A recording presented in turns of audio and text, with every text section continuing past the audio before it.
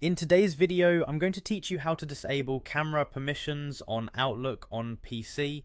By the end, Outlook won't be able to access your webcam, which is great for privacy or when you simply don't want the camera to activate during calls or meetings. Start by opening your PC settings. The quickest way is to press the Windows key plus the letter I on your keyboard. You can also click the Start button and choose Settings from the menu.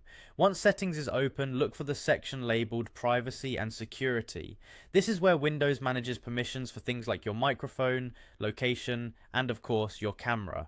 Inside Privacy and Security, find App Permissions and select Camera. This page controls which apps can use your webcam. At the top of the page you'll see a setting called Camera Access. Toggle this switch to off. Turning this off tells Windows to block the camera system wide, which includes Outlook. With this switch off, Outlook will not be able to use your camera, and any attempt to access it will be denied automatically. You'll also notice a section lower on the page that shows individual apps. This is helpful context. It's where Windows lists apps that can request camera access.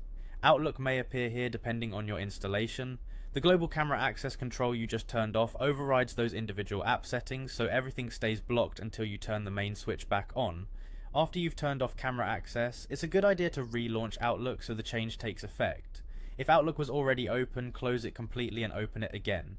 If you join a meeting or try to start a video preview, the camera should no longer be available. If Outlook still shows your camera, restart your PC to ensure the permission change is fully applied.